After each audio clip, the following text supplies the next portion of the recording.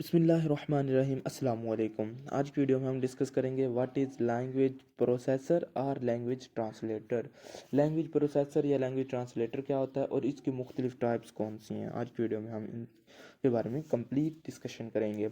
तो जैसे कि हम जानते हैं कि कंप्यूटर जो है सिर्फ हमारी मशीन लैंग्वेज को अंडरस्टैंड करता है, जो यानी कि बाइनरी फॉर्म में जो है अंडरस्टैंड कर सकता है, बाइनरी फॉर्म को, ज़ीरो वन फॉर्म को जो अंडरस्टैंड कर सकता है। तो हम जब प्रोग्राम किसी भी हाई लेवल लैंग्वेज में लिखते हैं तो कंप्यूटर उसे डायरेक्टली अंडरस्टैंड नहीं कर सकता और ना ही इस प्रोग्राम को, इस कमांड को एग्जीक्यूट कर सकता है, रन कर सकता है।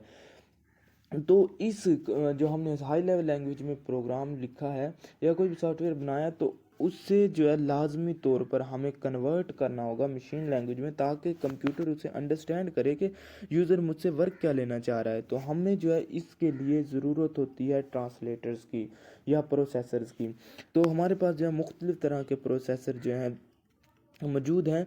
हमें जो कंपाइलर, इंटरप्रेटर और असम्बलर, हमारे पास तीन तरह के जो है ट्रांसलेटर मौजूद हैं।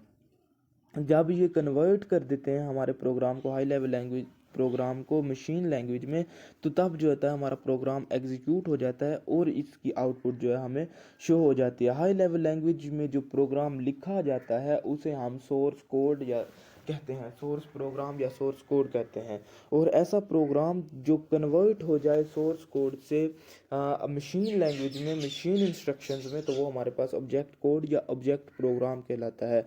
ट्रांसलेटर जो होते हैं वो ऐसे प्रोग्राम को कन्वर्ट कर देते हैं, यानी कि सोर्स प्रोग्राम को कन्वर्ट कर देते हैं ऑब्जेक्ट कोड में या ऑब्जेक्ट प्रोग्राम में। तो हमारे पास मुख्तलिफ ट्रांसलेटर्स हैं, मुख्तलिफ इनके टाइप्स हैं। फर्स्ट ऑफ ऑल हमारे पास आ जाता है कंपाइलर। हमारे पास कंपाइलर क्या है? कंपाइलर एक ऐसा प्रोसेसर या ट्रांसलेटर होता है जो हाई लेवल लैंग्वेज में लिखे गए प्रोग्राम को ऑब्जेक्ट कोड में एज अ होल कन्वर्ट कर देता है। यानी कि आपने जितना बड़ा भी प्रोग्राम लिखा हो हाई लेवल लैंग्वेज में, सी लैंग्वेज में, सी प्लस प्लस में, जावा, कोबल, जिसमें भी आपने जितना बड़ा प्रोग्राम लिखा हो, वो उस पूरे के पूरे प्रोग्राम को उठाकर आपके ऑब्जेक्ट कोड में कन्वर्ट कर देगा। यानी कि एक ही बार में आपके पूरे प्रोग्राम की एग्जीक्यूशन कर देगा, कन्वर्टिंग कर देगा।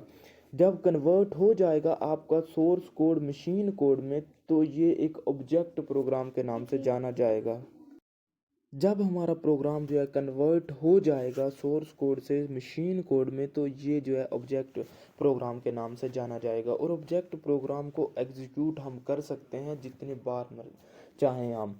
मीन्स कि हम अगर नेक्स्ट हम पढ़ेंगे फार लूप वगैरह, लूप्स पढ़ेंगे, यानी कि वाइल, डू वाइल और फार और इसी। तो ये लूप जब पढ़ेंगे तो हम चेक करेंगे कि अपने प्रोग्राम को बार बार एग्जीक्यूट करेंगे, या कोई भी प्रोग्राम जिसमें आप जो यूज़र से कोई कमांड लेते हैं उसमें दोबारा दोबारा चेंजिंग करना चाहते हैं, तो जब आपका प्रोग्राम ऑब्जेक्ट में चेंज हो जाएगा तो आप उसे जितनी मर्जी बार चाहें रन आउट कर सकेंगे, कोई मसला नहीं होगा। तो हमारे पास कंपाइलर क्या करता है, सोर्स कोड को लेता है और as a whole object code में कन्वर्ट कर देता है। जैसे कि एरो हेड से शो किया गया है कि सोर्स कोड उसने लिया और टोटल ऑब्जेक्ट कोड में कन्वर्ट कर दिया। कंपाइलर चेक करता है हर इंस्ट्रक्शन को और स्टेटमेंट को सोर्स प्रोग्राम में, और हमें जो है जनरेट कर देता है इनकी जो सोर्स कोड की इंस्ट्रक्शंस होती हैं उसे मशीन इंस्ट्रक्शंस में, मशीन कमांड्स में, मशीन ज़ीरो वन फॉर्म में। ठीक है, तो कंपाइलर क्या करेगा, आपकी हर इंस्ट्रक्शन को रीड आउट करेगा और वन बाय वन इनको कन्वर्ट करता जाएगा।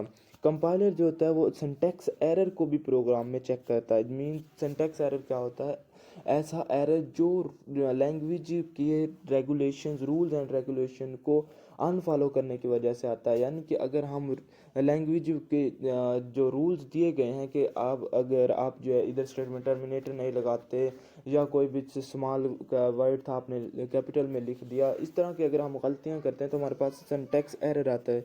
और जब सिंटैक्स एरर आता है तो प्रोग्राम एग्जीक्यूट नहीं होता। तो कंपाइलर क्या करता है, सोर्स प्रोग्राम को कन्वर्ट करता है ऑब्जेक्ट प्रोग्राम में, ऑब्जेक्ट कोड में, और सिंटैक्स एरर भी चेक करता है। वन वन इंस्ट्रक्शंस को कन्वर्ट करता है और उधर सिंटैक्स एरर जनरेट करता है, सिंटैक्स एरर को चेक करता है। एक कंपाइलर जो ट्रांसलेट करता है प्रोग्राम को उस लैंग्वेज के जिसमें वो लिखा गया हो, ऐसा। यानी कि अब कंपाइलर है ये सी लैंग्वेज या सी प्लस प्लस लैंग्वेज में लिखे गए प्रोग्राम को कन्वर्ट करेगा। इसी तरह हमारे पास असेंबलर है, तो वो असेंबली लैंग्वेज में लिखे गए प्रोग्राम को जस्ट कन्वर्ट करेगा। फॉर एग्जांपल इसकी एग्जांपल देखें कि हमारे पास ट्रांसलेटर जो कंपाइलर किस तरह वर्क कर रहा है। For example a compiler can only translate the program of the C and C plus plus. अभी मैंने बोला है कि कंपाइलर जो है सी और सी प्लस प्लस के प्रोग्राम्स को कन्वर्ट कर सकेगा। तो ये था कंपाइलर। नेक्स्ट हमारे पास आ जाता है इंटरप्रेटर। इंटरप्रेटर का सेम वर्किंग क्राइटेरिया कंपाइलर की तरह है, वो भी हाई को लो में यानी कि मशीन में कन्वर्ट करता है, सोर्स को ऑब्जेक्ट में। But a difference between compiler and interpreter is that the compiler convert as a whole program, but the interpreter convert statement by statement, line by line, command by command। Means के हमारे पास जो interpreter होता है वो भी convert करेगा आपके एक प्रोग्राम की इंस्ट्रक्शंस को मशीन लैंग्वेज में, मशीन कमांड में। बट ये क्या करेगा, एक स्टेटमेंट को कन्वर्ट करेगा, वहाँ अगर कोई एरर वगैरह तो एरर मैसेज शो करेगा, फिर नेक्स्ट पे जाएगा उसे कन्वर्ट करेगा, अगर वहाँ कोई एरर मैसेज है तो एरर मैसेज शो करेगा। इंटरप्रेटर का असम्बलर के लिहाज कंपाइलर के लिहाज से एक फ़ायदा ये है कि आपको एरर डिटेक्शन बहुत इजी हो जाती है। मींस कि अगर आपका कहीं भी एरर, किसी भी लाइन में एरर आ रहा है तो आपका फ़ौरन से पहले मैसेज आ जाता है कि आपका जो है इस लाइन में एरर मौजूद है, तो इसे रिमूव करें। नेक्स्ट जो है इंटरप्रेटर नेक्स्ट स्टेटमेंट्स को एग्जीक्यूट करेगा, कन्वर्ट करेगा। अगर हम जो है उस एरर को रिमूव नहीं करेंगे तो इंटरप्रेटर नेक्स्ट लाइन तक नहीं जाएगा। बट कंपाइलर में क्या होता है, वो एज अ होल पहले कन्वर्ट करता है, लास्ट पे जाके आपको एरर मैसेज शो करता है, फिर हमें वो एक प्रोग्राम को रीड आउट करना होगा और फिर अपने एरर को देखना होगा कि कौन सी लाइन में एरर मौजूद है। तो इंटरप्रेटर का फ़ायदा ये है कि आप एरर को इमीडिएटली ढूंढ पाएंगे, फ़ौरन से पहले आप जो है अपने एरर को डीबग कर पाएंगे। ठीक है। Advantage of interpreter is that it is not more efficient. लेकिन इंटरप्रेटर का जो डिसएडवांटेज ये है कि ये कंपाइलर की निस्बत ज़्यादा एफिशिएंट नहीं है, ये मौसर नहीं है, क्योंकि लाइन बाय लाइन कन्वर्ट कर रहा होता है, तो ये जो है ज़्यादा टाइम कंज्यूमिंग भी है, ये ज़्यादा टाइम लेता है। लेकिन फिर इसका एक मज़ा यही है कि ये जो है आपको एरर की डिटेक्शन उसी लाइन पे दिखा देता है जिसमें एरर मौजूद होता है। बेसिक जो लैंग्वेज होती हैं वो आपका इंटरप्रेटर यूज़ कर रहे होते हैं, ज़्यादातर कंपाइलर यूज़ करते हैं, बट बेसिक जो लैंग्वेजेस हैं, बेसिक लैंग्वेज जो है वो इंटरप्रेटर का यूज़ कर रहे होते हैं। नेक्स्ट हमारे पास आ जाता है असम्बलर। असम्बलर एक ऐसा प्रोसेसर या ट्रांसलेटर है जो ओनली असम्बली लैंग्वेज में लिखे गए प्रोग्राम्स को अंडरस्टैंड करता है और उन्हें कन्वर्ट करता है मशीन लैंग्वेज में।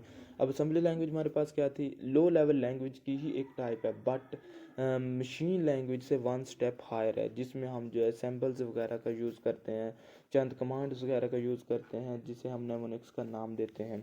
तो असम्बलर क्या करता है, ओनली असम्बली लैंग्वेज में लिखे गए कमांड्स को कन्वर्ट करता है मशीन लैंग्वेज में। तो ये थी आज की वीडियो जिसमें हमने देखा कि हमारे पास प्रोसेसर या ट्रांसलेटर क्या होता है और मज़ीद उसकी टाइप्स को डिस्कस किया, कंपाइलर, इंटरप्रेटर, असम्बलर, ईटीसी। तो उम्मीद करता हूँ आपको वीडियो पसंद आई होगी। अगर वीडियो पसंद आई है तो प्लीज़ लाइक और सब्सक्राइब ज़रूर कीजिएगा। Thank you.